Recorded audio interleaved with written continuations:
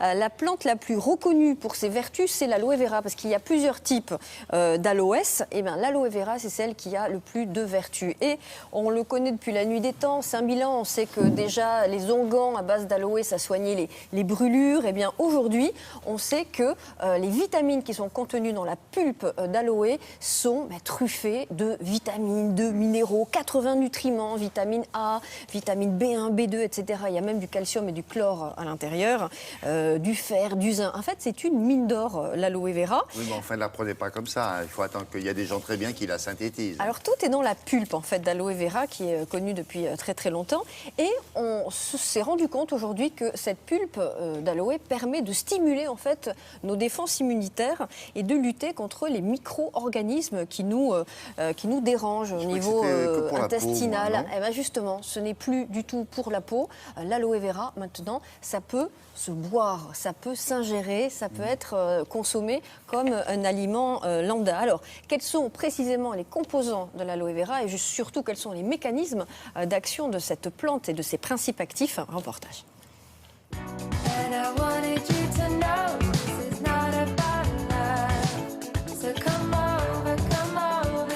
L'aloe vera, c'est une plante médicinale.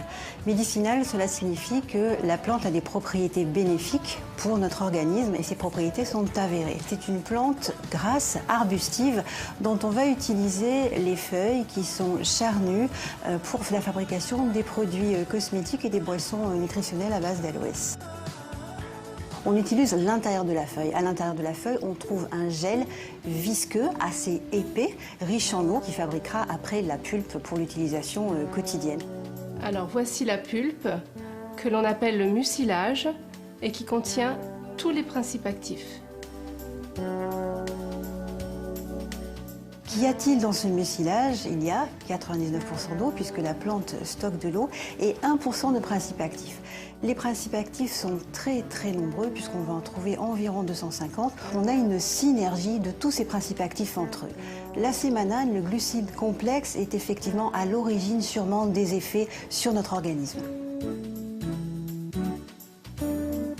L'aloe vera a différentes vertus. De manière traditionnelle, on sait parfaitement que l'aloe vera en usage externe, en application sur la peau, a des vertus anti-inflammatoires, cicatrisantes, hydratantes, apaisantes.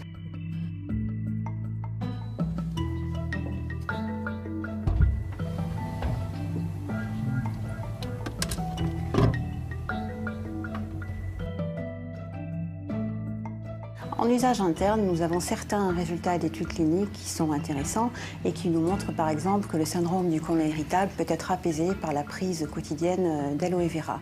La même chose pour des ulcères digestifs qui vont être cicatrisés beaucoup plus rapidement. On peut dire donc que l'aloe vera en usage interne est anti-inflammatoire, stimule les défenses naturelles. On va aussi avoir un effet antifatigue, donc c'est vraiment un booster de santé.